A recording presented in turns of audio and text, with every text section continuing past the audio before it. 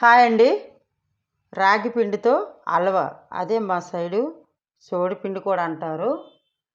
ఈ పిండితోటి ఎక్కువగా హల్వా చేసుకోవడం చాలా బాగుంది. ఇది ఎలా తయారు చేయాలో చూడండి. ఇప్పుడు 2 స్పూన్ నెయ్యి కూడా వేసేసుకోవాలి. ఇలా లైట్గా వేడైన తర్వాత జీడిపప్పు, కిస్మిస్ ఇలా దోరగా వేపుకోవాలి మనం. ఈ దోరగా వేపుకునేవి ఒక సైడ్ని పక్కన పెట్టేయండి. ఇప్పుడు మరి వేరే ప్యాన్ తీసుకోవాలి. అందులో అదే కప్పుతోటి వాటర్ వేసుకోవాలి. ఆ కప్పుతోటి బెల్లం కూడా వేసేసుకోవాలి. ఈ రెండు శుభ్రంగా కరిగినంత వరకు కలుపుకుంటూ కొంచెం వడకట్టుకొని మళ్ళీ స్టవ్ మీద ఇలా పెట్టేసుకోవాలి. ఇప్పుడు ఇందులో లో ఫ్లేమ్లో పెట్టుకొని ఒక 1/2 కప్పు కొబ్బరి పొడి వేసుకోవాలి. ఇలా లో ఫ్లేమ్లో పెట్టుకొని 1/2 కప్పు కొబ్బరి పొడి వేసుకోండి.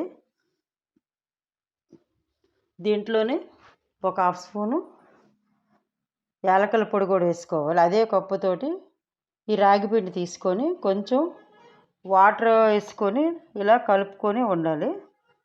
ఇప్పుడు లో ఫ్లేమ్లో పెట్టుకొని ఇదంతా కూడా ఇలా వేసుకోవాలి. కొంచెం స్లోగా పెట్టండి. లో ఫ్లేమ్లో పెట్టుకొని ఇలాగ లైట్గా మనం ఉండలు లేకుండా శుభ్రంగా ఇలా కలిపేసుకోవాలి. లో ఫ్లేమ్లో అయితే ఉండలు కూడా అవ్వదు. ఇప్పుడు కొంచెం నెయ్యి కూడా వేసేసుకోవాలి. నెయ్యి వేసుకొని లైట్గా ఇలా కలుపుకోవాలి. షుగర్ పేషెంట్లు ఎక్కువగా స్వీట్ తినరు కాబట్టి ఈ రాగి పిండితోటి మనం ఇలాగ చేసిస్తే ఇది వాళ్ళు తినొచ్చు. వాళ్ళకి కూడా టేస్ట్గా ఉంటుంది. మీరు కూడా ఇలా చూసి ట్రై చేయండి. ఇది చాలా హెల్దీ ఫుడ్. చూసారు, ఇదంతా బాగా నెయ్యి పైకి వచ్చినంత వరకు ఇలాగే వేపుకోవాలి. ఇప్పుడు మనం ఫస్ట్ ఉంచిన డ్రై ఫ్రూట్స్ అన్నీ కూడా ఇందులో వేసేయండి. ఇది చిన్నపిల్లలకు కూడా పెట్టండి. పెరిగే పిల్లలకు పెడితే చాలా హెల్దీ ఫుడ్. వాళ్ళు కూడా ఇది చూసి స్వీట్ కదా తింటారు.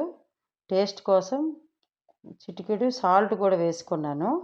సాల్ట్ వేసుకొని మళ్ళీ మనం లో ఫ్లేమ్లో పెట్టుకొని శుభ్రంగా ఇలా కలుపుకుంటూ ఉండాలి.